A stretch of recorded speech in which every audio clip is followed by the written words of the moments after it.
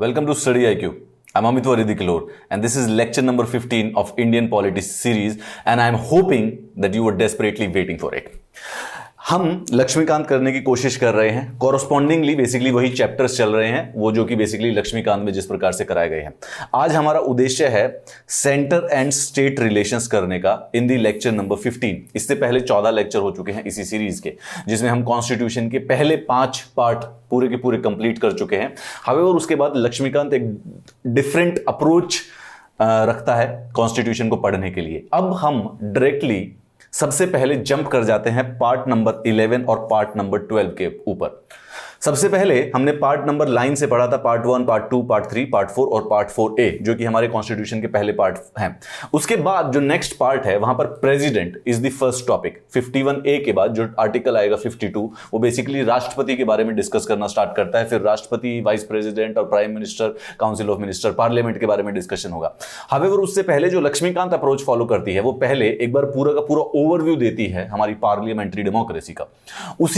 उसी अप्रोच से हम चलते हुए आज हम पार्ट 11 और पार्ट 12 जिसमें सेंटर और स्टेट के रिलेशंस डिस्कस करेंगे। इसके कोरोबरेटिव बेसिकली अगर आप लक्ष्मीकांत में जाएंगे तो 2 चैप्टर मिलेंगे आपको, जिसको कहा जाता है, जिसका नाम होगा federal system and the centre and the state relations. अब हम इस लेक्चर के द्वारा इन्हीं दोनों चैप्टर्स को कंप्लीट करने की कोशिश कर रहे हैं। ये दोनों चैप्टर टेक्निकली स्पीकिंग हमारे कॉन्स्टिट्यूशन के पार्ट नंबर 11 और पार्ट नंबर 12 को डिस्कस करते हैं। विल बी कमिंग कि हमारा जो केंद्र सरकार है, यूनियन गवर्नमेंट जो होती है, और जो राज्य सरकार है, इन दोनों के बीच में रिलेशंस किस प्रकार से मेंटेन होते हैं, किसके पास कौन सी पावर है। बेसिकली जो रिलेशन का जो मतलब है कि सेंटर स्टेट रिलेशंस पढ़ते हैं तो क्या डिस्कशन होता है, प्राइमरली ये डिस्कशन होता है कि इन दोनों में से किसके पास कौन सी पावर है।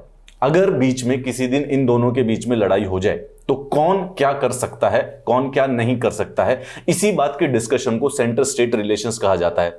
अब ये अलग अलग डोमेन में होते हैं, कुछ कानून बनाने की पावर्स होती है। अभी हम इससे पहले पार्लियामेंट्री डेमोक्रेसी में देख चुके थे कि गवर्नमेंट के 3 अलग अलग ऑर्गन होते हैं, यानी 3 ब्रांचेस होती है। एक होती है लॉ मेकिंग, लेजिस्लेशन की।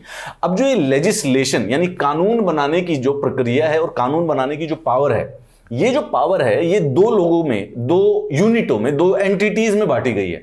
एक तो केंद्र सरकार जो कि पूरे के पूरे देश की यूनियन गवर्नमेंट है, उसके बीच में कुछ है, उसके पास कोई पावर है कानून बनाने की। And then there is some power which has been given to the state units also, जो छोटी छोटी नेशन को बनाने वाली जो राज्य की जो यूनिट है उनके पास भी पावर है। तो यानी कि लेजिस्लेटिव पावर्स को डिस्ट्रीब्यूट कर दिया गया है 2 हिस्सों में, एक सेंटर के पास और एक स्टेट्स के पास। सिमिलरली काम एडमिनिस्ट्रेटिव पावर्स में किया गया है और यही फाइनेंशियल रिलेशंस में भी, यही फाइनेंसेस को भी बेसिकली किस प्रकार से बांटा जाता है इसके बारे में बात करेंगे। We will start the discussion with the federal system. सबसे पहले ये जो डिस्कशन है कि ये पावर्स एक दूसरे के बीच में डिस्ट्रीब्यूट हैं, ये क्यों की गई। हमने स्टार्टिंग में पढ़ा था, हमारा कॉन्स्टिट्यूशन का जो पहला आर्टिकल है वो डायरेक्टली बात करता है India that is Bharat is a union of states, ठीक है। लेकिन उसके बावजूद भी जब हमने सेलिएंट फीचर्स ऑफ कॉन्स्टिट्यूशन पढ़े थे तो हमने ये डिस्कस किया था कि India is a federation, federalism को अपनाया है। अलग अलग प्रकार के पॉलिटिकल सिस्टम होते हैं और कोई भी देश अपनी सहूलियत के अकॉर्डिंग उनको चुन लेता है। हमने चुना हुआ है फेडरलिज्म को। तो फेडरलिज्म को पहले समझ लेते हैं, तभी पता चलेगा कि हमने क्योंकि फेडरलिज्म को चुना है उसकी वजह से पावर्स को डिस्ट्रीब्यूट किया गया है सेंटर और स्टेट के बीच में। अगर हम देखिए 2 प्रकार के सिस्टम होते हैं, एक होता है फेडरल सिस्टम, इसके बदले में होता है यूनिटरी। 2 ही हो सकते हैं, या तो सारी पावर एक ही जगह पर दे दो या सारी की सारी पावर डिस्ट्रीब्यूट कर दो। 2 प्रकार का सिस्टम हो सकता है। अगर यूनिटरी दे देते तो सेंटर और स्टेट के रिलेशंस डिस्कस करने की जरूरत ही नहीं पड़ती। क्यों? क्योंकि एक ही के पास पावर है, जो वो कहता है वो सही है। हावेवर हमने चुना है फेडरल सिस्टम, यानी कि कुछ इंपॉर्टेंट पावर्स स्टेट्स के पास भी होती हैं। तभी बेसिकली इन दोनों के बीच में क्या रिश्ता है, क्या संबंध है, कैसे पावर डिस्ट्रीब्यूट की गई है, इसको पढ़ने की जरूरत पड़ती है। फेडरल सिस्टम को पढ़ने के स्टार्ट में हम बात करते हैं, पॉलिटिकल साइंटिस्ट जो है वो बेसिकली जितने भी पॉलिटिकल सिस्टम होते हैं 2 प्रकार से बांट देते हैं, ठीक है। एक तो हो गया यूनिटरी और दूसरा हो गया federal, on the basis of the nature of relation between the national government and the regional government. देखिए किन्हीं 2 चीजों के बीच में किस प्रकार का रिलेशन है उसी के बेसिस पर डेफिनेशन निकलती है। जब हम डिस्कस करते हैं कि लेजिस्लेटिव और एग्जीक्यूटिव में क्या रिलेशन है, अगर दोनों के बीच में वाटर टाइट कंपार्टमेंट है, बिल्कुल भी एक दूसरे कंप्लीटली अलग एक दूसरे से अलग है, तो यह सिस्टम हो जाता है प्रेसिडेंशियल। जब दोनों के बीच में थोड़ा सा मेल मिलाप है, जब एग्जीक्यूटिव को लेजिस्लेटिव से ही निकाला जाता है, तो यह सिस्टम हो जाता है पार्लियामेंट्री। उसी के बेसिस पर फेडरल और यूनिटरी है। फेडरल के अंदर बेसिकली सेंटर और जो स्टेट के जो रिलेशंस है, इसमें पावर डिस्ट्रीब्यूट की गई होती है, और जो यूनिटरी होता है बेसिकली उसमें सिर्फ और सिर्फ पावर यूनिटरी के पास होती है, यानी सेंट्रल गवर्नमेंट के पास पावर होती है, और जो उसकी छोटी छोटी यूनिट्स हैं उनमें से किसी के पास भी कोई भी पावर नहीं दी जाती है। जो सेंटर देगा वो सही है, और जो ले सकता है वो उसी समय उसको ले भी सकता है चुनकर। By definition, a unitary government is one in which all the powers are vested in the national government, and the regional governments, if at all exist, derive their authority for the national government। तो power सारी की सारी एक single national government के अंदर है, और अगर रीजनल गवर्नमेंट्स हैं भी, नाम के तौर पर हैं भी, तो उनकी जो पावर है वो यूनिटरी वाले ने ही दे रखी होती है। बाय चॉइस नहीं होता कि मतलब ठीक है तुम्हें जो पावर दे दी वो दे दी, जब मर्जी चाहे ले भी सकते हैं। फेडरेशन में इसके अपोजिट होता है। फेडरेशन में जो पावर है वो हमेशा कहीं ना कहीं पर लिखी होती है और डिफाइन की होती है। तो फेडरल में जब पावर का डिस्ट्रीब्यूशन होता है, तो अगर राज्यों के पास कोई पावर आ जाती है, तो अब उनकी विल और चॉइस के बिना उस पावर को लिया नहीं जा सकता है।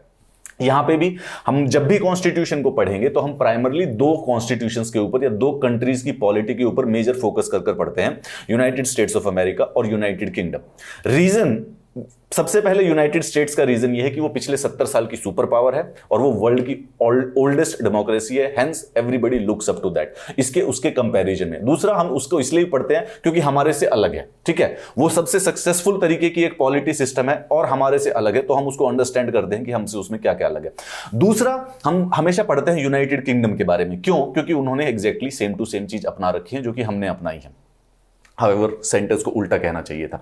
अब फेडरल गवर्नमेंट कौन सी होती है? Is one in which the powers are divided between the national government and the regional government by the constitution itself, by the constitution itself, remember it. यानी कि कहीं ना कहीं पे रिटर्न होता है डिस्ट्रीब्यूशन, बिना रिटर्न के काम नहीं चलेगा। जो यूनिटरी गवर्नमेंट है उसमें अगर रीजनल गवर्नमेंट या प्रोविंशियल या स्टेट गवर्नमेंट, नाम को ध्यान रखिएगा, देखिए यूनिटरी, नेशनल और फेडरल, ये तीनों के तीनों शब्द एक ही चीज को बात करते हैं, केंद्र सरकार को। उसके बाद रीजनल, प्रोविंशियल और स्टेट गवर्नमेंट, ये तीनों की तीनों एक ही शब्द को करते हैं, ठीक है। तो पहचान लीजिएगा, अलग अलग शब्दों का भी यूज हो तो बात एक्चुअली में यही हो रही है। तो रीजनल गवर्नमेंट अगर यूनिटरी सिस्टम में पावर भी होती है तो वो जरूरी नहीं है उसको लिखना, उसको यूनिटरी सिस्टम में जो नेशनल सेंट्रल गवर्नमेंट है उसने दे दिया यहां पर, और सेंट्रल भी लिख लीजिए। ऐसी प्रकार से नए नए शब्द आते रहेंगे एक दूसरे के सिनोनिम है, ठीक है।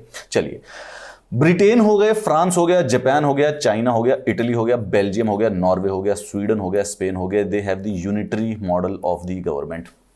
इंटरेस्टिंग बात है, हमारा जो सिस्टम है वो है पार्लियामेंट्री सिस्टम, वेस्टमिंस्टर सिस्टम। कहां से लिया हुआ? यूनाइटेड किंगडम से। But we took a federal system, हमने अपने संविधान में फेडरल सिस्टम लगाया, बल्कि ब्रिटेन में यूनिटरी है। ब्रिटेन में एडमिनिस्ट्रेशन के लिए यूनिट एग्जिस्ट करती होंगी, राज्य वहां पर भी बटे होंगे। ऐसा नहीं है कि लंदन मेट्रोपॉलिटन एरिया की एक अलग से गवर्नमेंट होगी, लंदन के मेयर भी बनाए जाते होंगे। हावेवर, उसके बावजूद भी जो उनको पावर दी गई है, जो यूनिट्स हैं, जो एडमिनिस्ट्रेशन की यूनिट्स हैं, उनको जो पावर दी गई है वो बेसिकली एक्सक्लूसिव नहीं है, उनको बेसिकली सेंटर के द्वारा दिया गया है, और अगर सेंटर चाहे तो उनको वापस भी ले सकता है, कोई उनमें ऐसी कोई उनको रोका टोकी नहीं की जा सकती। तो this is an interesting trivia कि दो ब्रिटेन से हमने सिस्टम उठाया है, परंतु हमारा पूरा का पूरा जो पॉलिटी का सिस्टम है, राज्य व्यवस्था का सिस्टम है ब्रिटेन से, परंतु Britain in itself is a unitary system. 200 साल तक वो हमें यूनिटरी की तरह ही बेसिकली हमारे ऊपर राज करते रहे थे। एंड आप नोटिस करना, this is very tremendously interesting कि जब हम हिस्टोरिकल बैकग्राउंड पढ़ते हैं तो हिस्टोरिकल बैकग्राउंड में जो 200 साल से ब्रिटिश ने जो कॉन्स्टिट्यूशनल माइलस्टोन किए थे इंडिया के अंदर, आप उसके अंदर पहचान के देखिए कि जब संविधान बनाने की हमारी बारी आई ना, तो जिस जिस चीज से नुकसान हुआ था या जो चीज इंडियन नेशनल मूवमेंट लड़ी थी, जिस भी चीज के अगेंस्ट, उस चीज को हटा दिया गया था। उसी चीज को हमारे संविधान में हटा दिया गया।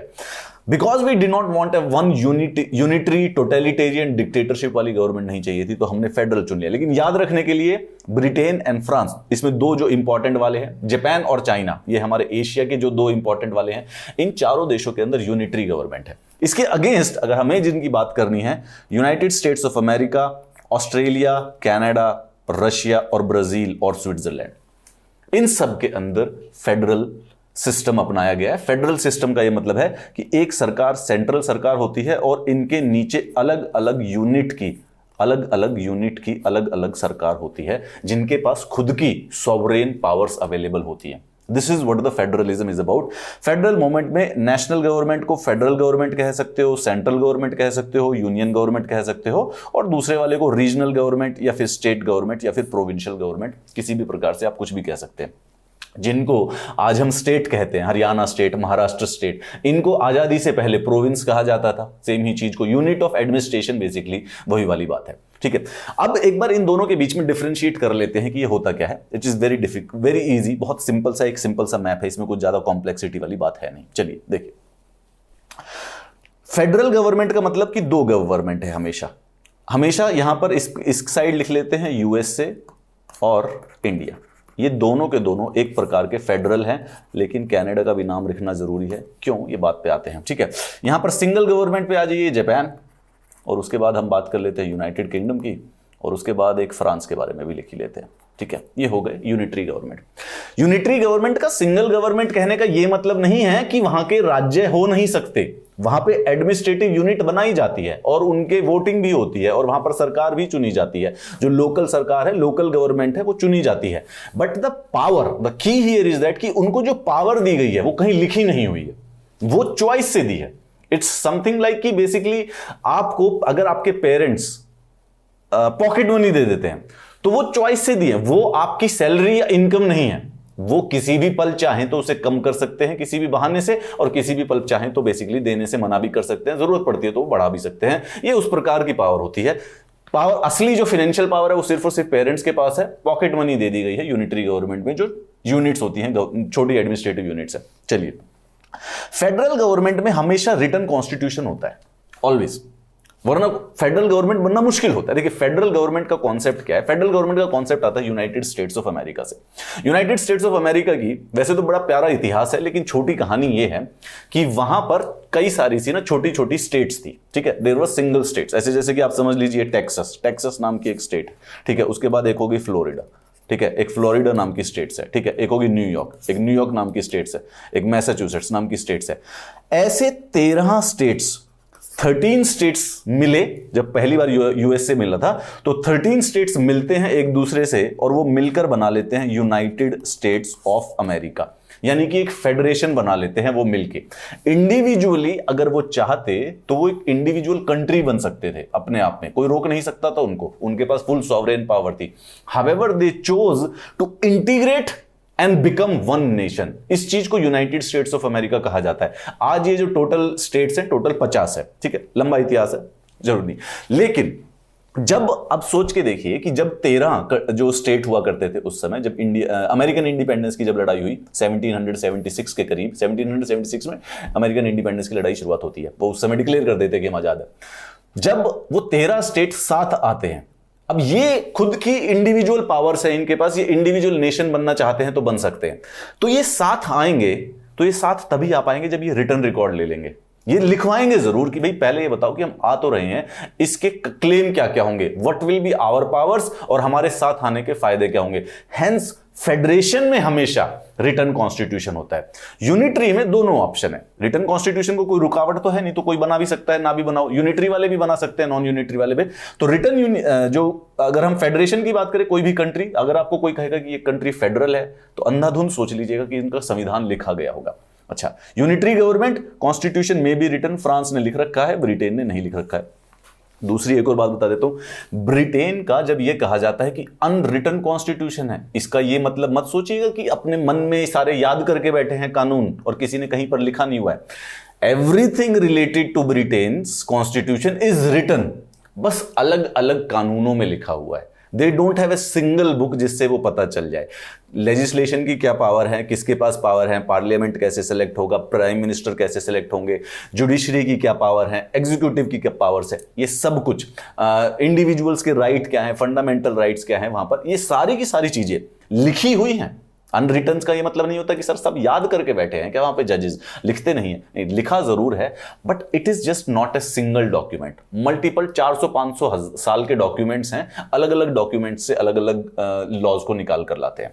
Divisions of power between the national and the regional government, federalism का मतलब यही है, this is the only meaning of the federalism and nothing else.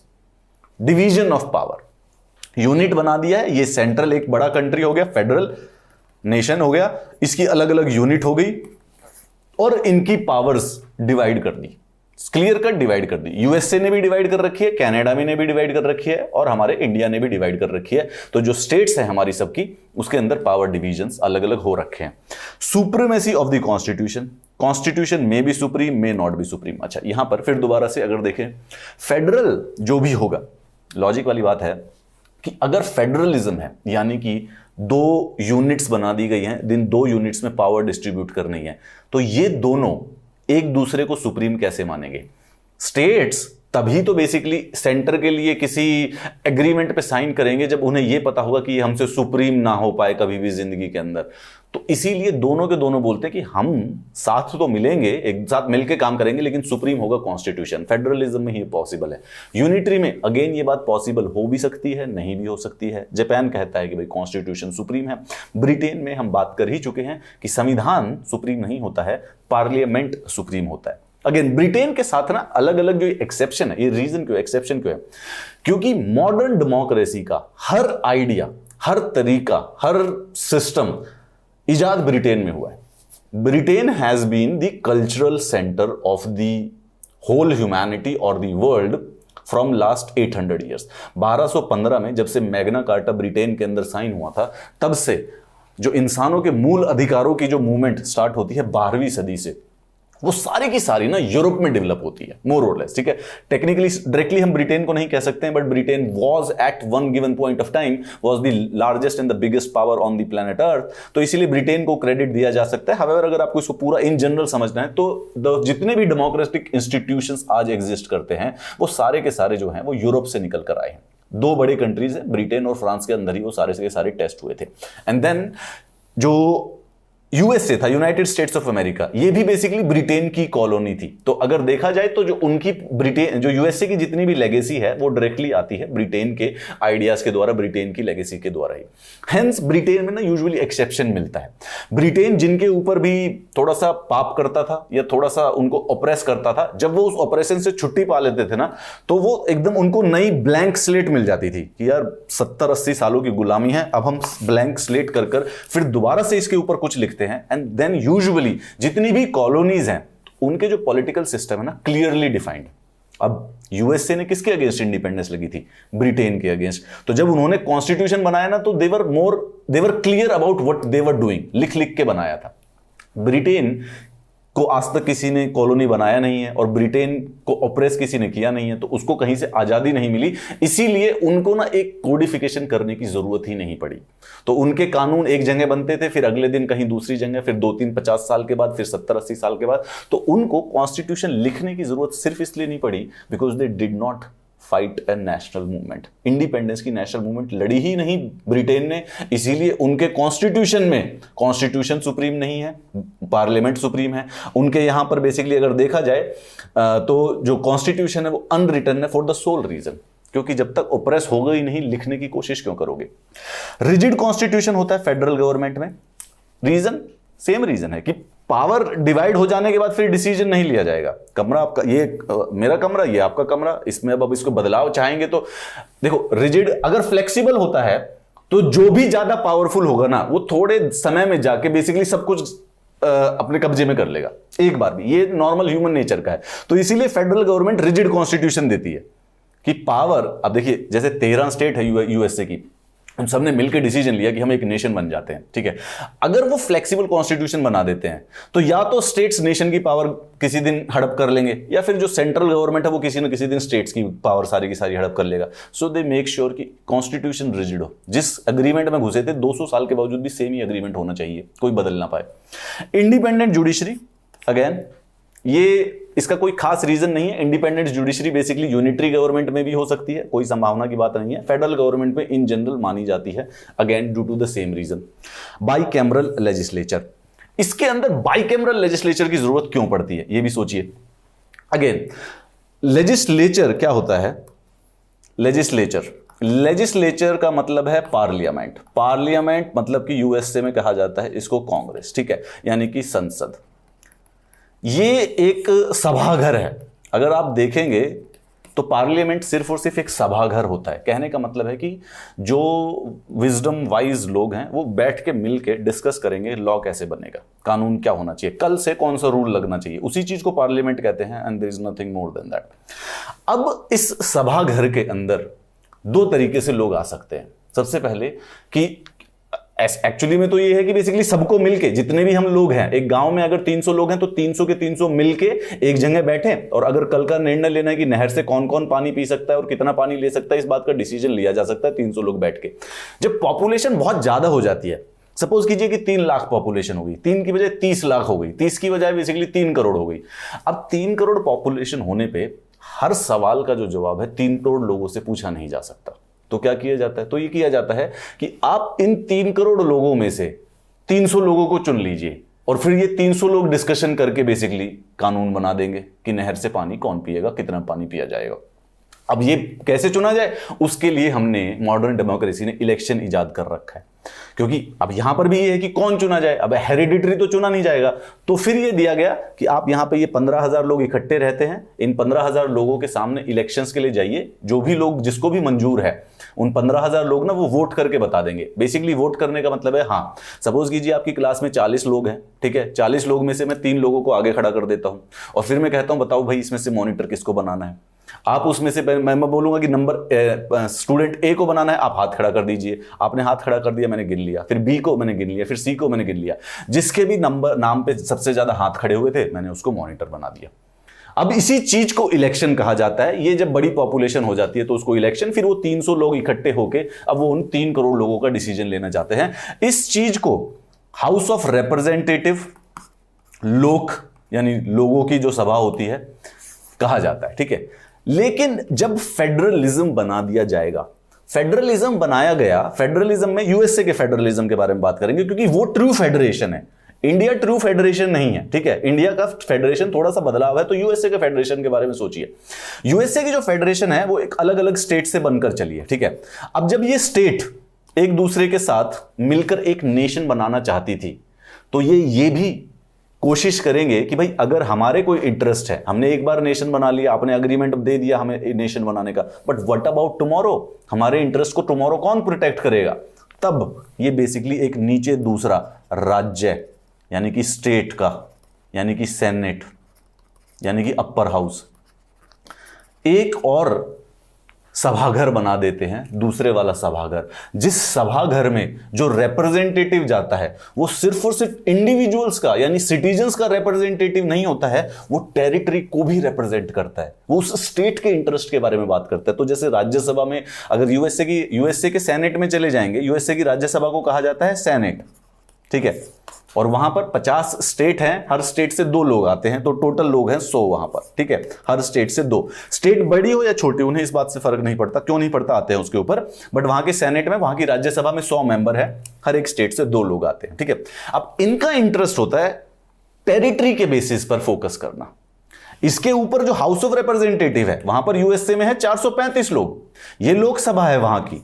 ये जो लोग आते हैं ये स्टेट से तो आते हैं, परंतु ये सिटीजन्स के इंटरेस्ट पर ज्यादा डिस्कस करते हैं, राइट। जैसे अगर आपको कोई प्रॉब्लम हो तो आपको यूजुअली बोला जाता है कि भाई अपने एमएलए या अपने एमपी के पास लेटर लिखिए। क्यों?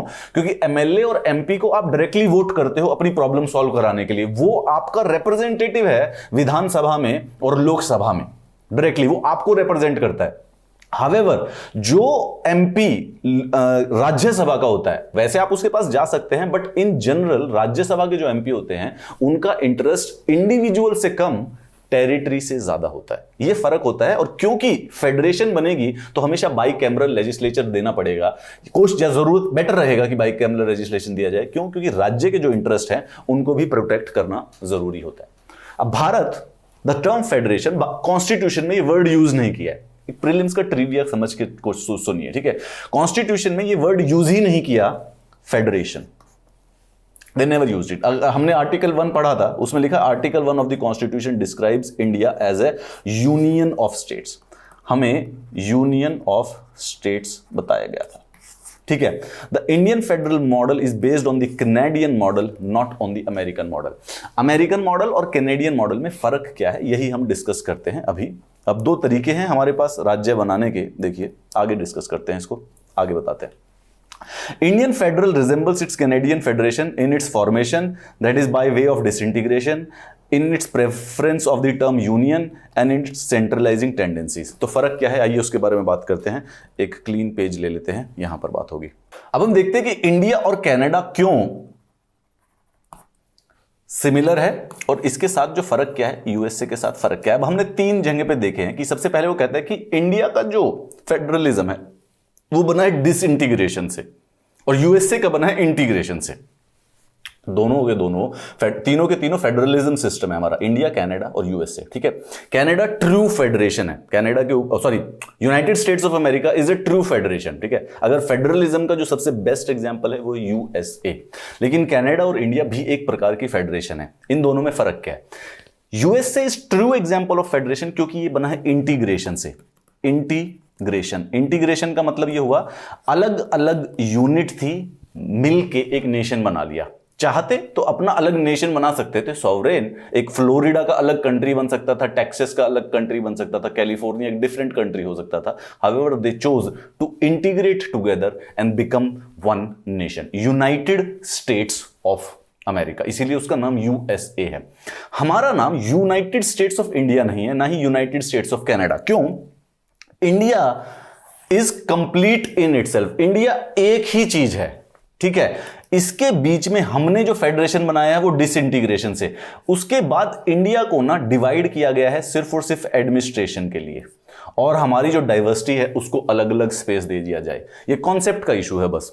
वो अलग अलग कंट्री है, उन सबको मिलके एक बना दिया गया, और ये एक ही कंट्री था, इसको हटा के बेसिकली 28 स्टेट्स बना दी गई, या जितनी भी बना सकते हैं जरूरत पड़ने पर और भी। Is the administrative issue. Canada में भी बेसिकली यही है, हमने जो हमारा फेडरलिज्म का जो सिस्टम है वो कनाडा से उठाया हुआ है। दूसरा, Canadian federation is also called a union. हम अपने आप को फेडरेशन कहते भी नहीं है।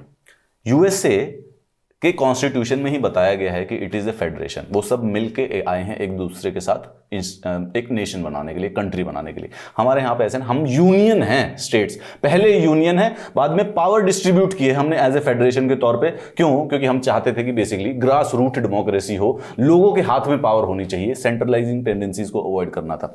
दूसरा, उसके बावजूद भी जब ये डिस्ट्रीब्यूशन हुआ पावर्स का, तो यूएसए में डिस्ट्रीब्यूशन जो है वो बराबर कर रखा है, सेंटर और स्टेट के बीच में बराबर डिस्ट्रीब्यूशन है पावर का।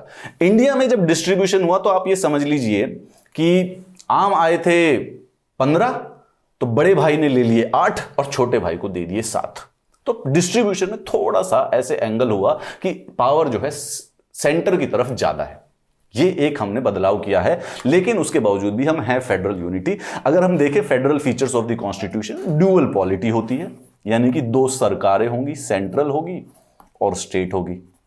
सेंट्रल को चाहे फेडरल कह लीजिए, चाहे यूनियन कह लीजिए, कोई फर्क नहीं पड़ता। स्टेट को चाहे रीजनल कह लीजिए, स्टेट कह लीजिए, प्रोविंशियल कह लीजिए।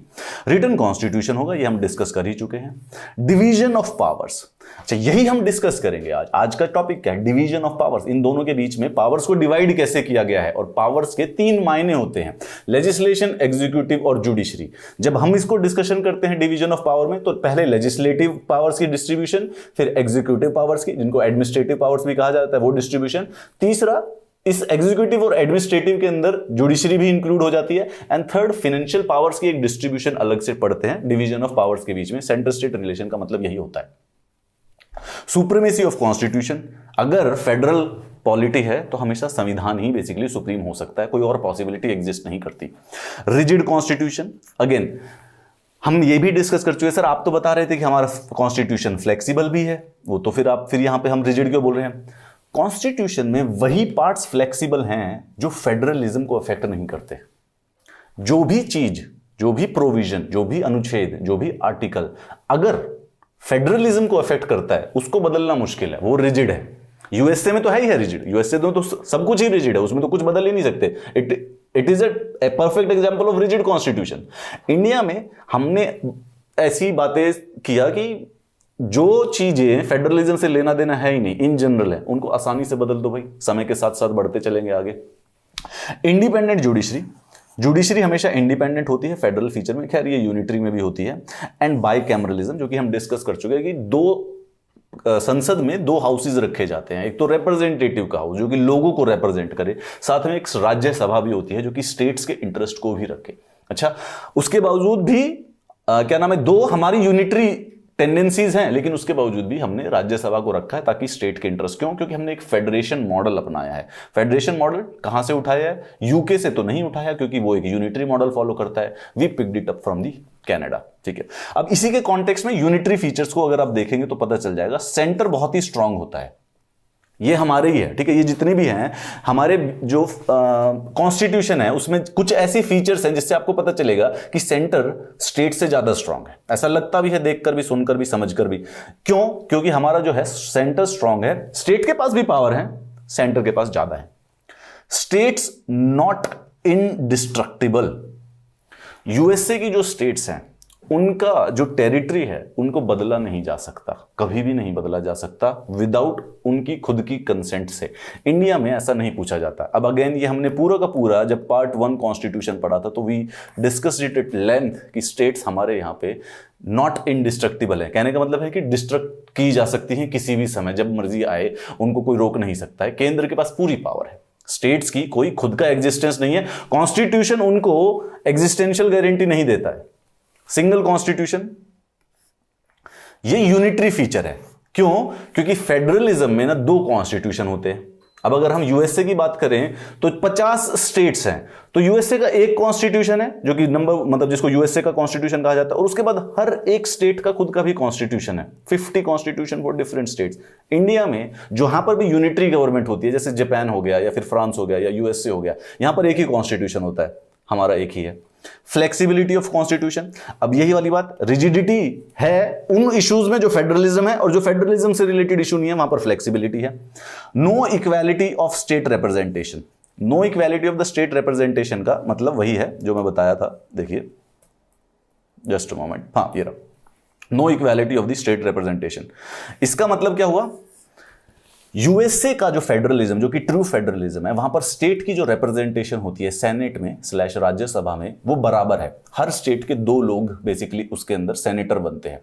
इंडिया में हमारी जो स्टेट्स की रिप्रेजेंटेशन है वो अलग अलग है। अगर स्टेट छोटी होती है तो राज्यसभा में कम मेंबर होते हैं, बड़ी होती है स्टेट तो राज्यसभा में ज्यादा मेंबर होते हैं। कुछ स्टेट्स के 2 मेंबर हैं, कुछ स्टेट्स के 10 हैं, कुछ स्टेट्स के 20 हैं, कुछ स्टेट्स के 30-31 भी मेंबर राज्यसभा भेजती है। जैसे कि हमारा हाईएस्ट नंबर ऑफ जो राज्यसभा में मेंबर जाते हैं वो एक बड़ी स्टेट से जाते हैं, जैसे कि उत्तर प्रदेश हो गया या मध्य प्रदेश हो गया। छोटी स्टेट्स यानी गोवा हो गया, सिक्किम हो गया। इक्वल रिप्रेजेंटेशन नहीं है, याद रखिए। तो इक्वल रिप्रेजेंटेशन इसलिए नहीं है क्योंकि स्टेट की खुद का कोई एक्चुअल एग्जिस्टेंस नहीं है। वहां पर भी पॉपुलेशन के प्रोपोर्शन में ही लोगों को भेजा जाता है राज्यसभा में। तो जिसकी स्टेट की पॉपुलेशन ज्यादा है उस स्टेट को बेसिकली हमने उसी के हिसाब से राज्यसभा में रिप्रेजेंटेशन दे दी। यूएसए में population is not the criteria. चाहे आपकी पूरे के पूरे राज्य में सिर्फ 10,000 लोग हों और दूसरे के अंदर 10 करोड़ लोग हों, लोग 2 ही जाएंगे। क्यों? क्योंकि आप पॉपुलेशन को रिप्रेजेंट कर ही नहीं रहे, आपको स्टेट के इंटरेस्ट रखने हैं और स्टेट को बराबर का औहदा है संविधान में। सिंगल सिटीजनशिप, फेडरल जो होता है यूएसए का जो कॉन्स्टिट्यूशन हो गया या पॉलिटी हो गई, 2 सिटीजनशिप। वहां पर आप फ्लोरिडा के भी नागरिक होगे, अलग से एक सिटीजनशिप का कार्ड मिलेगा, और यूएसए का पासपोर्ट तो आपको मिलेगा ही मिलेगा। वहां पर आप मिनीसोटा में चले गए तो वहां पे अलग होगा, फ्लोरिडा में चले गए तो वहां पे स्टेट के हिसाब से अलग अलग प्रकार के सिटीजनशिप मिलती है। 2 सिटीजनशिप होती है हमारे सबके पास, यहां पर नहीं है। महाराष्ट्र के हो आप, झारखंड के हो, बिहार के हो, कहीं के भी हो, पासपोर्ट एक ही है आपके पास। बल्कि आपके पास कोई इस बात का कोई अलग से आइडेंटिटी नहीं होती है कि बिहार के हैं हम, कि बिहार से कोई स्पेसिफिकली कि मैं बिहारी सिटीजन हूं या मैं हरियाणवी सिटीजन हूं या मैं राजस्थानी सिटीजन हूं, इसका कोई अलग से पासपोर्ट नहीं मिलता है किसी को भी। इंटीग्रेटेड जुडिशरी, ये यूनिटरी फीचर है। Parliaments authority over state list, ये डिस्कशन के टाइम पे आ जाएगा। Appointment of governor, again governor को वहां पर अगर यूएसए में बात करें तो स्टेट अपॉइंट, जो सेंट्रल गवर्नमेंट होती है वो अपॉइंट नहीं करती है।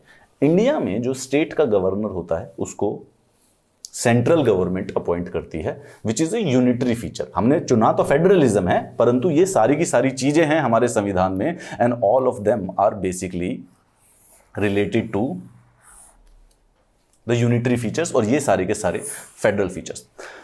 अब let's take a step back and try to think about it.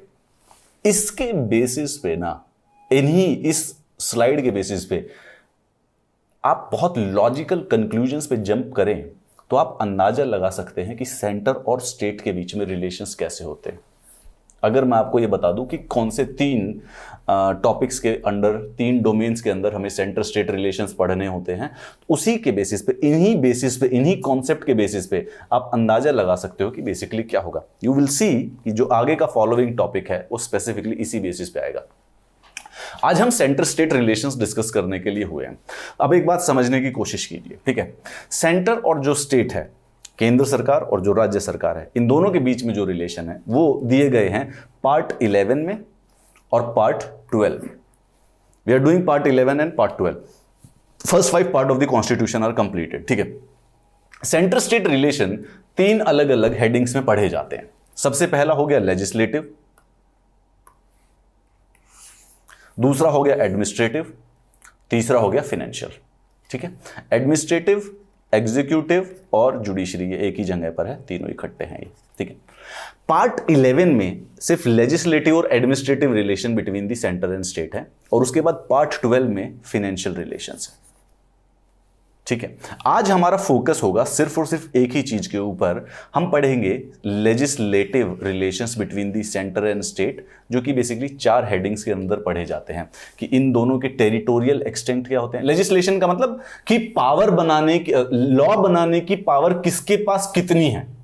तो जैसे नंबर 1 टेरिटोरियल एक्सटेंट, तो सबसे पहले ये डिस्कशन होगा कि यूनियन गवर्नमेंट की पावर बनाने, लॉ बनाने की पावर की टेरिटरी क्या होती है, और स्टेट गवर्नमेंट की टेरिटरी क्या क्या होती है, पहली डिस्कशन। दूसरा, डिस्ट्रीब्यूशन ऑफ पावर, कौन किस चीज पर कानून बना सकता है, ये जो बात है इसको कॉन्स्टिट्यूशन में डिस्ट्रीब्यूट कर दिया गया है अलग अलग लोग, स्टेट के ऊपर और सेंटर। तो स्टेट इसके ऊपर कानून बनाएगा एंड सेंटर इसके ऊपर कानून बनाएगा, that is known as distribution. Parliamentary legislation over the state. अब हमने ये तो पढ़ा ही है कि स्टेट्स, जो सेंटर होता है वो स्ट्रांग होता है स्टेट से, राइट, ये हम जानते ही हैं। पार्लियामेंट के पास ऐसी कौन कौन सी पावर आती है कि वो स्टेट के ऊपर, स्टेट जिन चीजों पर कानून बनाए उस पर कानून बना सकता है। लेजिस्लेशन, लेजिस्लेटिव है, सिर्फ कानून बनाने की बात होगी इसमें। और सेंट्रल कंट्रोल, सेंटर का क्या क्या कंट्रोल है राज्य की कानून बनाने की शक्ति पर, ये आज हम डिस्कस करेंगे। Part 11 of the Indian constitution, सिर्फ 10, टोटल 11 आर्टिकल हैं, 245 से 255 तक का, ठीक है। उसके बाद 256 से 263 तक का एडमिनिस्ट्रेटिव है, ये पार्ट 11 खत्म हो जाता है। फिर पार्ट 12 स्टार्ट होता है, जिसके अंदर हम स्पेसिफिकली इन दोनों के बीच में फाइनेंशियल रिलेशंस क्या होते हैं वो डिस्कस करेंगे। So we will start with the centre state relation, part 11 legislative. आज के आने वाले पूरे वाले नेक्स्ट हाफ एन आवर में सिर्फ एक डिस्कशन होगा कि केंद्र सरकार और राज्य सरकारों के बीच में जो कानून बनाने की जो शक्ति है वो किस प्रकार से डिस्ट्रीब्यूट की गई है, जिसके 4 हेडिंग्स के अंदर हम डिस्कस करेंगे। और वो जो सारी की सारी डिटेल है वो इन 11 आर्टिकल्स में लिखी गई है, ठीक है। चलिए, constitution of India is federal in nature. ये बात तो हम पिछले आधे घंटे से रिपीट कर चुके हैं, ये याद हो गई होगी अब तक। Divide all powers legislative, executive and financial between the centre and the states, ठीक है। पार्लियामेंट्री सिस्टम में हमने पढ़ा था गवर्नमेंट के 3 ऑर्गन होते हैं, लेजिस्लेशन, एग्जीक्यूटिव और जुडिशरी। इन तीनों को मिलकर गवर्नमेंट कहा जाता है। गवर्नमेंट की डिवीजन ऑफ पावर को 3 भागों में किया गया है, ठीक है। और अब जो ये अलग अलग पावर हैं, लेजिस्लेटिव और एग्जीक्यूटिव, इनको डिस्ट्रीब्यूट किया गया है सेंटर और स्टेट के बीच में, ठीक है। अब ये देखिए, गवर्नमेंट हो गई लेजिस्लेटिव, गवर्नमेंट के पास एक पावर है कानून बनाने की। अब इस कानून बनाने की पावर को 2 जगहों पर डिस्ट्रीब्यूट कर दिया, एक केंद्र सरकार के पास और एक राज्य सरकार के पास। उसके बाद जो एग्जीक्यूटिव पावर है उसको भी कर दिया, और फिर फाइनेंशियल को, जुडिशरी को क्यों नहीं किया? क्योंकि जुडिशरी में हमने फेडरल सिस्टम नहीं अपनाया, जुडिशरी में हमने यूनिटरी सिस्टम अपनाया है। यूनिटरी सिस्टम में जुडिशरी इंटीग्रेटेड होती है। जुडिशरी इसलिए, जुडिशरी की पावर ऑफ डिस्ट्रीब्यूशन कहीं पर भी नहीं है। इंडीड तीनों गवर्नमेंट के जो फॉर्म है, वहां पे जो पावर स्टेट और सेंटर के बीच में जो पावर डिस्ट्रीब्यूशन है वो सिर्फ लेजिस्लेटिव और एग्जीक्यूटिव का है। जुडिशरी में पावर डिस्ट्रीब्यूट नहीं की गई है एक दूसरे के साथ, सेंटर और स्टेट के पास डिस्ट्रीब्यूशन नहीं है पावर का। चलिए उसके बारे में आते हैं। हाउएवर देयर इज, आगे ही लिखा हुआ है, there is no division of judicial power as the constitution has established an integrated judicial system to enforce both the central laws and the state laws। और जरूरत इसलिए नहीं पड़ी, क्यों? क्योंकि हाई कोर्ट जो है वो स्टेट लॉ को भी बेसिकली इंप्लीमेंट करती है, साथ ही साथ वो सेंट्रल लॉ को भी इंप्लीमेंट कर सकती है। तो अलग किया नहीं है, इंटीग्रेटेड जुडिशरी रखी है। लेजिस्लेशन, कानून बनाने की क्या शक्ति है, इसकी डिस्ट्रीब्यूशन पढ़ रहे हैं हम। कल एडमिनिस्ट्रेटिव या एग्जीक्यूटिव की पावर्स कैसे डिस्ट्रीब्यूट हुई हैं सेंटर और स्टेट के बारे में, इसके बारे में बात करेंगे। इसका स्क्रीनशॉट मत लेना, मैं पहले ही बता रहा हूं। एंड तीसरा, फाइनेंशियल डिस्ट्रीब्यूशन क्या होती है। चलिए, though the centre and the states are supreme in their respective fields, the maximum harmony and the coordination के लिए constitution contains elaborate provisions to regulate the various, ठीक है। तो सेंटर स्टेट रिलेशंस को 3 तरीके से स्टडी करेंगे, लेजिस्लेटिव, एडमिनिस्ट्रेटिव और फाइनेंशियल। समझने की बात है, आसान है। अब आ जाते हैं आज के टॉपिक पे, मेन टॉपिक पे, लेजिस्लेटिव रिलेशंस। 245 से 255 के बीच में ये दिया हुआ है, ठीक है। 245 से 255 के बीच में 11 आर्टिकल हैं, पार्ट 11, ठीक है, जो कि लेजिस्लेटिव रिलेशन यानी कि कानून बनाने की शक्ति केंद्र और राज्य के बीच में। मैं बार बार इसलिए रिपीट कर रहा हूं क्योंकि अब से थोड़े से बोरिंग लेक्चर्स स्टार्ट हो गए। ये सुन के याद हो जाते हैं, लेकिन 3 दिन बाद दिमाग से लग जाते हैं। और जो भी चीज भूल रही हो उसको याद करने का पूरे के पूरे विश्व में एक ही तरीका है, रिपीटिशन, रिवीजन एंड रिपीटिशन। चलिए 4 एस्पेक्ट में पढ़ते हैं। सबसे पहले चलिए आते हैं, बाकी देखेंगे, territorial extent of central and state legislation, ठीक है। यहां पर प्रीलिम्स, इसमें जो ट्रिकी क्वेश्चन होगा ना, ट्रिकी क्वेश्चन, उस ट्रिकी क्वेश्चंस को प्रीलिम्स में पूछा जाता है, ठीक है। अब कानून बनाने की शक्ति है, सेंटर के पास है, स्टेट के पास है, लेकिन कौन किस टेरिटरी तक ये कानून बना सकता है, इसकी डिस्कशन हमारा संविधान करता है। सबसे पहले, parliament can make laws for the whole और any part of the territory of India. The territory of India includes the states, the union territories or any other area for time being included in the territory। वैसे common sense वाली बात है। India की government है, government of India, जितनी भी India की territory है, वहां पर पूरे के पूरे उस टेरिटरी के अंदर, भूटान नहीं है, भूटान को मत लगाना, उस पूरी की पूरी टेरिटरी के अंदर कानून बना सकता है, कॉन्सेप्ट है। A state legislature can make laws for the whole or any part of the state. The laws made by a state legislature are not applicable outside the state except when there is a sufficient nexus between the state and the object।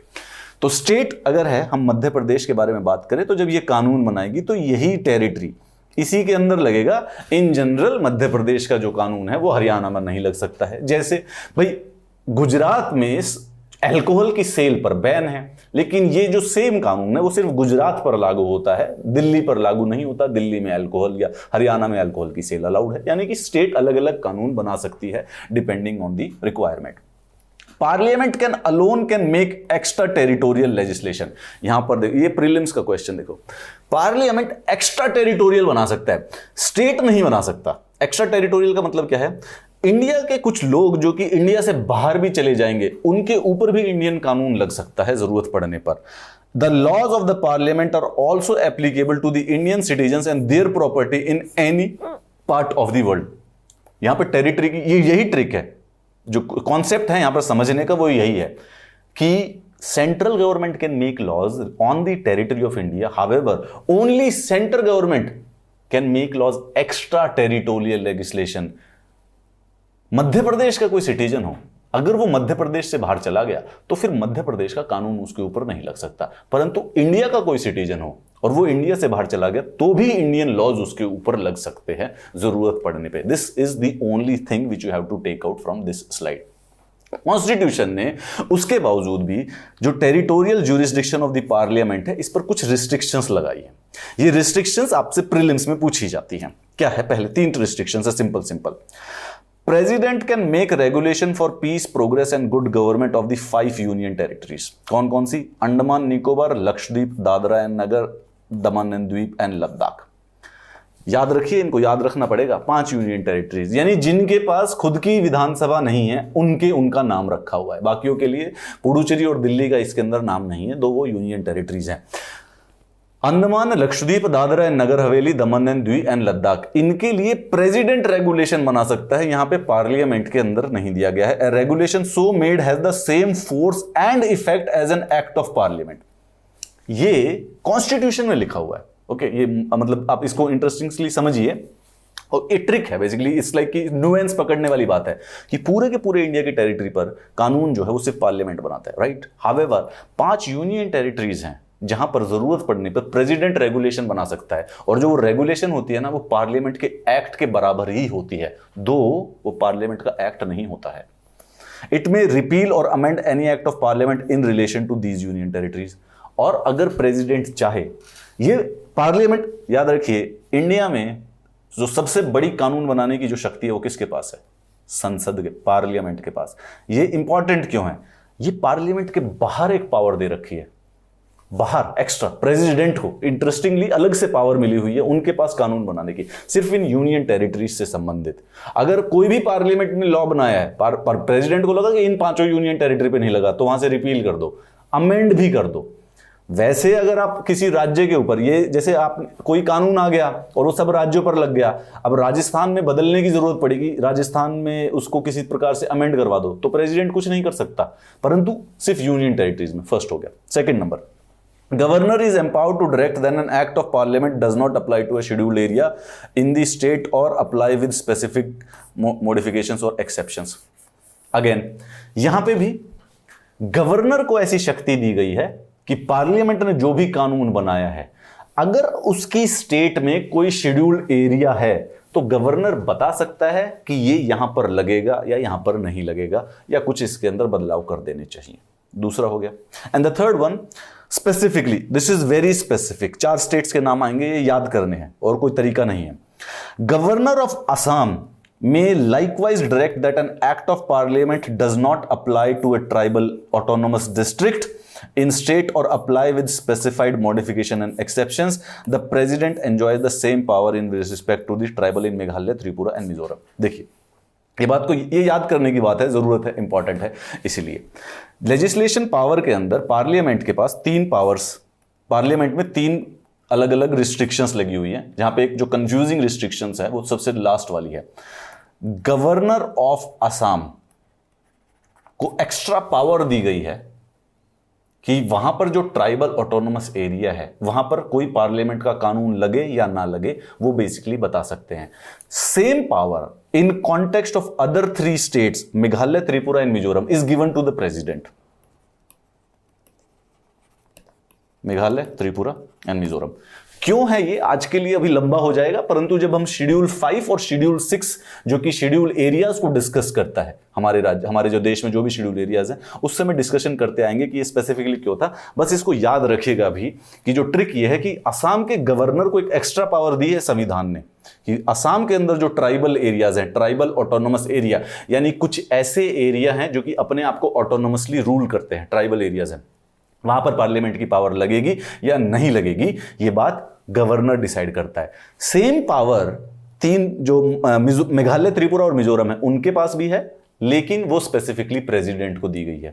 इसका अगर आप logic सोचें तो आप अभी सोच सकते हैं कि व्हाई डज दिस हैपन। चलिए दूसरे वाली बात पर आते हैं, इंपॉर्टेंट वाली। ठीक है, लेजिस्लेटिव डिस्कशन में हमें यह पता चल गया कि किसकी कौन कौन सी टेरिटरी है।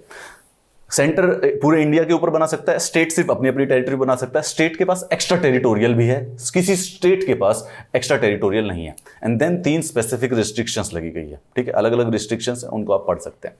अब बात करते हैं डिस्ट्रीब्यूशन ऑफ पावर। अलग अलग चीज पर कानून बनाया जा सकता है, उसमें कौन किस चीज पर कानून बनाया जा सकता है, इस चीज की डिस्ट्रीब्यूशन लेजिस्लेटिव रिलेशंस में पढ़ रहे हैं। कॉन्स्टिट्यूशन ने 3 प्रकार की डिस्ट्रीब्यूशन की है। कॉन्स्टिट्यूशन ने क्या किया, उन्होंने कहा कि कॉन्स्टिट्यूशन के पीछे एक शेड्यूल लगा दो, ठीक है, एक सूची लगा दो जिसका नाम है 7, शेड्यूल नंबर 7, और उसके अंदर 3 लिस्ट बना दी। एक तो यूनियन लिस्ट लिख दी, एक स्टेट लिस्ट लिख दी और कंकरेंट लिस्ट लिख दी। उसके बाद संविधान में लिख दिया कि जो सेंट्रल पार्लियामेंट है वो यूनियन लिस्ट में जो जो सब्जेक्ट लिखे हैं उनके ऊपर कानून बनाया करेगा। जो स्टेट लिस्ट है, जितनी भी राज्य हैं वो इस स्टेट लिस्ट में जो भी सब्जेक्ट हैं इसके ऊपर कानून बनाया करेंगे। और कंकरेंट लिस्ट, इस पर स्टेट और सेंटर दोनों कानून बना सकते हैं जब भी जरूरत पड़े, जिसको भी जरूरत या सही लगे, दोनों को दोनों। चलिए अब इसके बारे में देखते हैं। तो ये डिस्ट्रीब्यूशन कर दिया। देखिए अब जैसे डिफेंस है, एटॉमिक एनर्जी है, foreign affairs, war, banking, railways, Airways, port, currency and coinage, in subject से रिलेटेड जब भी कानून बनाता है तो हमेशा पार्लियामेंट के अंदर बनते हैं। एक ही कानून है, पूरे इंडिया पर एक कानून लगता है। However agriculture, police, government, public health, land, liquor के ऊपर क्योंकि स्टेट गवर्नमेंट कानून बनाती है तभी कुछ स्टेट पर लिकर बैन होता है और कुछ स्टेट पर अलाउड होता है। वरना तो अगर कंट्री बनाती, अगर सेंट्रल गवर्नमेंट बनाती तो या तो कंप्लीटली बैन होता या कंप्लीटली अलाउड होता। ठीक है, इस प्रकार से अलग अलग टॉपिक है। एंड देन द कंकरेंट, जिनके ऊपर दोनों बना सकते हैं, एजुकेशन पर बना सकते हैं, फॉरेस्ट के ऊपर, अडल्ट्रेशन, ये डिस्कस करते हैं। चलिए ठीक है, तो सबसे पहले आ गए हम यूनियन लिस्ट के ऊपर। ठीक है, यूनियन लिस्ट ये वो लिस्ट है जिस पर सिर्फ और सिर्फ केंद्र सरकार कानून बनाती है। शेड्यूल नंबर 7, कितने शेड्यूल हैं? 12। ठीक है, उसमें 7वें शेड्यूल के अंदर 3 लिस्ट दे दी गई हैं। हम पहली लिस्ट के बारे में पढ़ रहे हैं जिसका नाम ही यूनियन लिस्ट है। इस यूनियन लिस्ट में टोटल 100 सब्जेक्ट हैं, 100 सब्जेक्ट। ठीक है, ऐड कर सकते हैं इसके अंदर, डिलीट कर सकते हैं इससे जरूरत पड़ने के ऊपर। पहले जब स्टार्टिंग में थे तो 97 थे, उसके बाद कुछ डिलीट हुए, कुछ ऐड हुए, तो आज टोटल देखा जाए तो 100 है। लिस्ट को देखोगे तो लास्ट में 97 लिखा होगा, बीच में कहीं पर 92A करके इस प्रकार से एडिशन हो गई है। इन टोटल 100 सब्जेक्ट्स हैं, जैसे कि defence, banking, foreign affairs, currency, atomic energy, insurance, communication, interstate trade and commerce, census, audit और सो ऑन। एक बार उस लिस्ट के थ्रू आप जाएंगे तो आप आसानी से समझ जाएंगे कि ये, अगर आप खुद ही नोटिस करोगे कि हाँ, कभी 2 कानून सुने ही नहीं है इस कॉन्सेप्ट में। पूरे के पूरे कंट्री में इस सब्जेक्ट से रिलेटेड एक ही कानून होता है हमेशा। ये हो गया पार्लियामेंट का। दूसरा हो गया state legislature in normal circumstances, हम बताएंगे, exclusive powers to make laws with respect to any of the matters enumerated in the state list. Agriculture पे, पुलिस के ऊपर, प्रिजन के ऊपर, local government, public health, land, liquor, ये सारे के सारे जो सब्जेक्ट हैं नॉर्मल सर्कमस्टेंसेस में, नॉर्मल में, अब नॉर्मल वाले में अलग हो जाएगा, लेकिन नॉर्मल सर्कमस्टेंसेस में स्टेट इसके ऊपर अपना क्या कहते हैं कानून बना सकती है। पहले इसमें 61 सब्जेक्ट हैं। इस समय अगर लास्ट नंबर पर देखोगे तो 61 लिखा होगा, पहले 66 हुआ करते थे, जिसमें से 5 हटा के कहीं कंकरेंट में ऐड कर दी बेसिकली। जैसे कि public order, agriculture, prisons, fisheries, theatres, gambling, markets, ये जितने भी टॉपिक हैं आप हमेशा नोटिस करोगे कि स्टेट टू स्टेट इन पे कानून बदल जाते हैं। लिकर के ऊपर बदले होते हैं, गैम्बलिंग के ऊपर बदले हुए होते हैं, एग्रीकल्चर के ऊपर भी अलग अलग होते हैं, पब्लिक हेल्थ सिस्टम भी अलग अलग स्टेट का अलग होता है। क्यों? क्योंकि उसको राज्य सरकार डायरेक्ट हैंडल कर रही है, तो अपनी पर्टिकुलर रिक्वायरमेंट्स के अकॉर्डिंग हैंडल कर सकती है। Then comes the third one, जिसको कहा जाता है कंकरेंट लिस्ट। इसमें पार्लियामेंट और स्टेट लेजिस्लेचर दोनों के दोनों कानून बना सकते हैं। इसमें 52 है, पहले 47 थे, सॉरी, ठीक है। ये यहां पे 66 थे, यहां पे 47 थे, अब यहां 61 है, यहां 52 है, 5-5 का फर्क है। तो बड़ा लॉजिकल बात है कि यहां के जो 5 थे वो बेसिकली यहां पर ऐड हो गए, यहां से -5 किए और यहां पर +5 कर दिए गए, ठीक है। Marriage, civil procedure, family welfare, economic. 42 amendment act के द्वारा 5 सब्जेक्टों को ट्रांसफर किया गया था। कौन कौन से, याद कर लेना, ये सिंपल प्रीलिम्स का क्वेश्चन है, आराम से पूछा जा सकता है। देखिए, सबसे पहले एजुकेशन, दूसरा फॉरेस्ट। ये स्टेट लिस्ट में हुआ करता था, इसको कॉन्करेंट में बना दिया। यानी 1976 से पहले सिर्फ केंद्र सरकार, सिर्फ राज्य सरकार इनके ऊपर कानून बना सकती थी। 1976 के बाद अब क्योंकि वो कॉन्करेंट लिस्ट में है तो सेंट्रल गवर्नमेंट भी अब उनके ऊपर कानून बना सकती है। Weights and measures, protection of wild animals and birds, administration of justice. ठीक है, ये 5 जो है स्टेट में हुआ करते थे, यहां से हटा के इधर डाल दिया। चलिए नेक्स्ट बात पर चलते हैं। ये हो गया। अच्छा, इसके साथ एक और छोटी सी ट्रिक रह गई सर। 100 यहां पर है, 61 यहां पर है, 52 यहां पर है। बाई चांस से कोई नहीं डाला हो तो उसको कहा जाता है रेजिडुअरी लिस्ट। ठीक है, रेजिडुअरी लिस्ट, बची हुई लिस्ट। ठीक है, तो वो कभी भी कुछ एक्स्ट्रा हो सकते, कोई नई चीज आ गई। भाई संविधान तो 1955 में बना था, टेलीफोन तो एग्जिस्ट ही नहीं कर सकते थे उस समय, इंटरनेट एग्जिस्ट नहीं करता था, तो अब इन चीजों पर कानून कैसे बनाया जाएगा? तो वो उसके लिए हुआ कि कोई नई चीज हो तो उसको रेजिडुअरी लिस्ट में डाल दो। रेजिडुअरी लिस्ट पे सिर्फ और सिर्फ यूनियन लॉ बनाती है और कोई नहीं बनाएगा। वो क्लियर कट सिंपल यूनियन, क्योंकि यूनियन के पास हमने ज्यादा पावर दे रखी है तो उसको हमने सोच रखा है कि वो यूनियन को दे देंगे। अब इससे रिलेटेड एक जीएसटी से रिलेटेड इशू पढ़ लेते हैं जो कि आपका टॉपिक्स में आ सकता है। 101st अमेंडमेंट ऑफ 2016 ने एक स्पेशल प्रोविजन बनाया with respect to the goods and service tax. जब हम स्टेट और सेंटर के फाइनेंशियल रिलेशंस पढ़ेंगे तो ये वहां पर महत्वपूर्ण हो जाएगा। The Parliament and the state legislature have power to make laws with respect to goods and service tax imposed by the union or by the state. Further, the Parliament has exclusive power to make laws with respect to goods and service tax, whereas the supply of goods or services or both takes place in the court of interstate. चिंता मत कीजिए, इसको हम financial relations वाले में पढ़ेंगे। कहने का मतलब है कि पार्लियामेंट और स्टेट लेजिस्लेचर के पास, दोनों के पास शक्ति होती है जीएसटी से संबंधित पावर बनाने के लिए। हावेवर पार्लियामेंट के पास एक्सक्लूसिव पावर है to make laws with respect to goods and service tax, जहां पर जो माल है, जो गुड्स हैं, वो बेसिकली इंटर स्टेट ट्रांसफर होते हैं। ठीक है, तो जो गुड्स सिर्फ और सिर्फ स्टेट टू स्टेट रहेंगे उसके ऊपर तो बेसिकली स्टेट बना सकती है, लेकिन जो गुड्स स्टेट और इंटर स्टेट एक दूसरे से ट्रेवल करते हैं उनके पास एक्सक्लूसिव पावर है to make laws with the supply of good services both takes place in the course of inter state trade और कॉमर्स। कंफ्यूजन मत रखना, आगे आएगा। इन रिलेशन में हम संबंध पढ़ रहे हैं ना, तो संबंध में कौन सुपीरियर होता है, कौन इंफीरियर होता है, यही डिस्कशन हो रहा है अभी फाइनली। तो state list, union list, concurrent list, residuary list में किसकी क्या वैल्यू है उसके बारे में समझते हैं, यही इशू है। कॉन्स्टिट्यूशन में क्लियर कट कहा है, लिखा हुआ है, ये हमारे कॉन्स्टिट्यूशन आर्टिकल्स में, वो 245 से 255 है ना, उनके बीच में लिखा हुआ है, लेकिन अब हमारे लिए महत्वपूर्ण नहीं है कौन से आर्टिकल्स में है, कोई पूछता नहीं है। कॉन्सेप्ट समझने की कोशिश कीजिए कि predominance of union list over the state list and the concurrent list. तो क्लियर कट मान लीजिए कि यूनियन लिस्ट स्टेट लिस्ट और कंकरेंट लिस्ट से ऊपर है, ये लिखा हुआ है। ठीक है, इट इज क्लियर, कॉन्स्टिट्यूशनली है ये लिखा हुआ, that of concurrent list over the state list. दूसरा, जो कंकरेंट लिस्ट है वो स्टेट लिस्ट से ऊपर है, राइट। अगर वैसे क्रोनोलॉजी से जाया जाए तो ऐसा लगेगा कि स्टेट लिस्ट इससे ऊपर होनी चाहिए, नहीं, दिस इज नंबर 1 और उसके बाद ये इसके नीचे है। However this is above state list, ये स्टेट लिस्ट से ऊपर होती है concurrent list. In case of overlapping between the union list and the state list, farmer should prevail. कोई ऐसा कानून आ जाए जब यूनियन लिस्ट और स्टेट लिस्ट के बीच में कोई क्लैश हो जाए तो बिल्कुल क्लियर है कि यूनियन लिस्ट जीत जाएगी।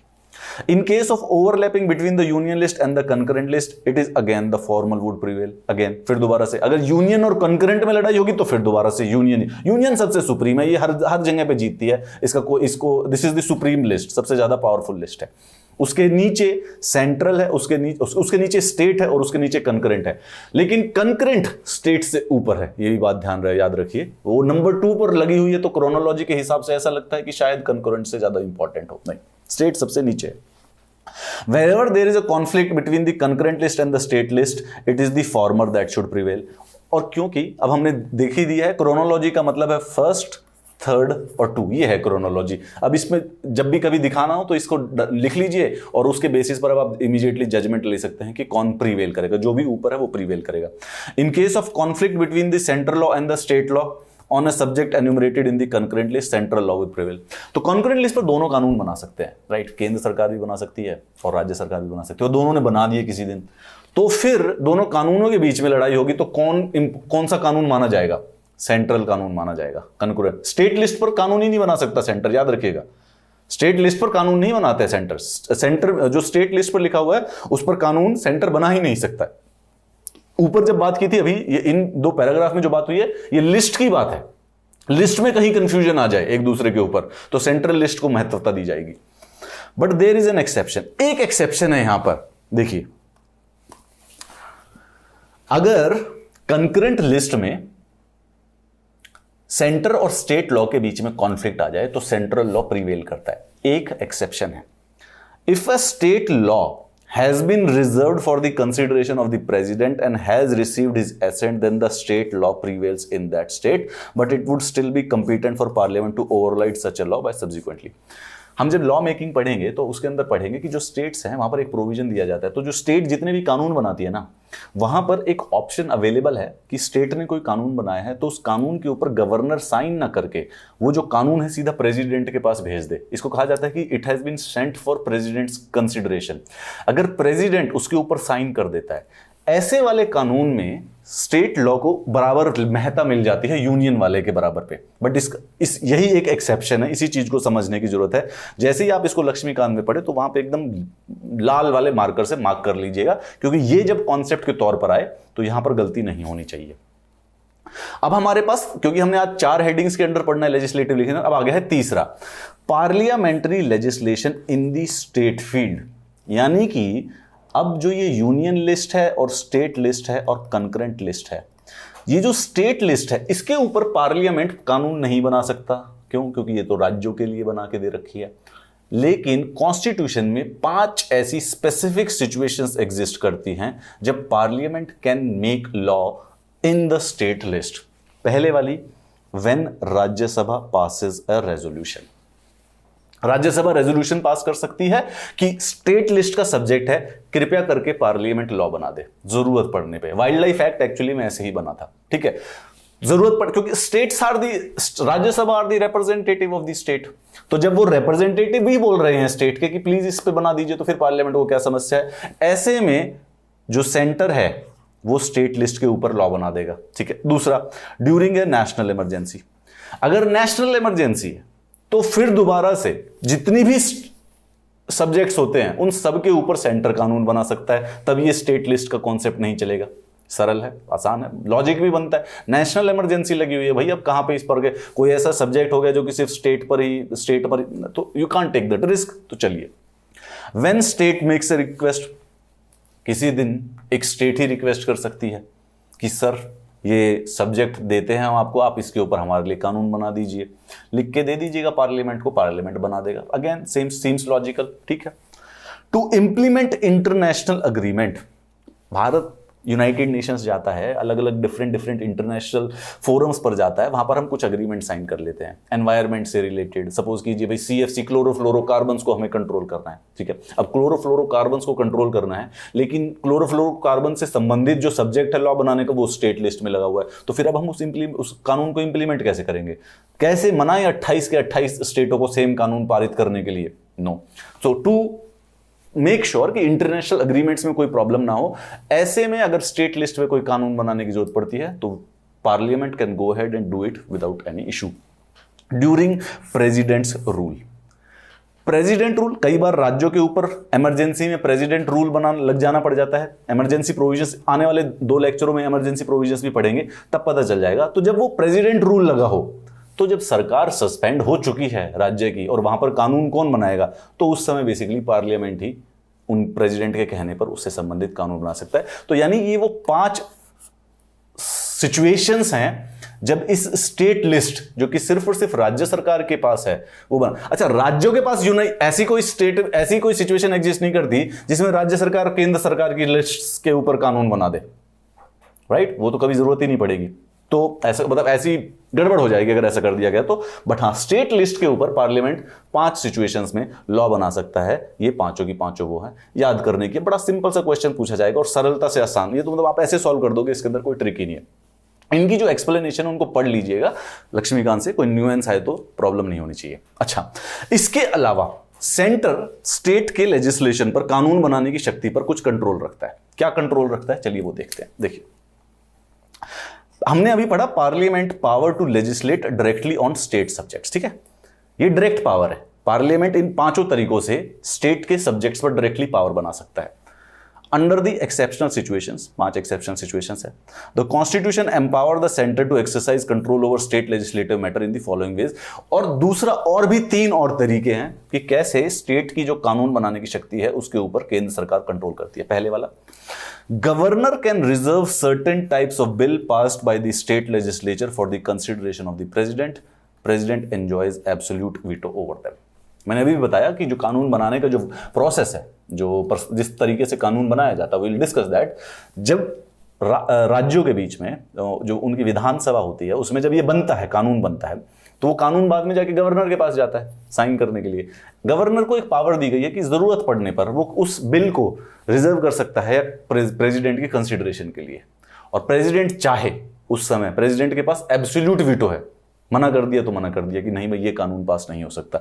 एक एक्स्ट्रा पावर दी गई है सेंटर को राज्यों के कानून बनाने की शक्ति के ऊपर। चलिए, bill on certain matters enumerated in the state list can be introduced in state legislature only with previous sanctions of the president. अच्छा, वो लिस्ट है ना, स्टेट लिस्ट, वो जो स्टेट लिस्ट है उसमें 61 के करीब सब्जेक्ट दिए हुए हैं। उसमें 1-2 ऐसे सब्जेक्ट हैं, उनसे संबंधित जब किसी स्टेट को कानून बनाना होता है तो उसके लिए प्रेसिडेंट से परमिशन लेनी पड़ती है। अगेन फिर दोबारा से एक और रिस्ट्रिक्शन लग गई स्टेट के ऊपर कानून बनाने की, ठीक है। The centre can direct the states to reserve money bills and other financial bill passed by the state legislature for president consideration during a financial emergency. आज तक भारत की स्वतंत्रता से लेकर आज तक इंडिया में कभी भी फाइनेंशियल इमरजेंसी नहीं लगी है, याद रखिए, कभी भी नहीं लगी आज तक। But in a specific case, जब देश के अंदर फाइनेंशियल इमरजेंसी लगी हुई हो, तो फाइनेंशियल इमरजेंसी लगी हुई हो तब सेंटर को एक एक्स्ट्रा पावर मिलती है कि सेंटर सारी स्टेट्स गवर्नमेंट को यह ऑर्डर दे सकता है कि कोई भी मनी बिल या फाइनेंशियल बिल पास होगा उसके लिए पहले आप रिजर्व कर लीजिएगा उसको प्रेसिडेंट को देने के लिए। वेरी स्पेसिफिकली सिर्फ और सिर्फ फाइनेंशियल इमरजेंसीज के अंदर कॉन्सेप्ट डिस्कस करने के लिए, राइट। यानी कि हम पढ़ रहे हैं पार्ट 11। पार्ट 11 में हमने स्पेसिफिक जो भी आज डिस्कस किया है वो सब कुछ लिखा हुआ है 245 से 255 आर्टिकल के बीच में, ठीक है। ये वो आर्टिकल हैं जो कि स्टेट और सेंटर के बीच में कानून बनाने की शक्ति को डिस्ट्रीब्यूट करते हैं, यानी कि legislative power. State centre relations में हम लेजिस्लेटिव पावर डिस्कस कर रहे थे। इसको डिस्कस करने के 4 तरीके होते हैं, 1, 2, 3 और 4। असली जो डिस्ट्रीब्यूशन है इन दोनों के बीच में पावर किस प्रकार से है वो यहां पर दी गई है शेड्यूल 7 में। डिस्ट्रीब्यूशन है शेड्यूल 7 के अंदर। और शेड्यूल 7 में डिस्ट्रीब्यूट कैसे किया गया है, 3 लिस्ट बनाकर, यूनियन लिस्ट, स्टेट लिस्ट और कंकरेंट लिस्ट। अब इनको समझने की जरूरत है कि किसमें कितनी पावर है और कौन कौन सी शक्तियां कैसे डिस्ट्रीब्यूट होती हैं, कौन सी लिस्ट इंपॉर्टेंट है। उसके बाद टेरिटोरियल पावर क्या है, लॉ बनाने की सबसे पहले।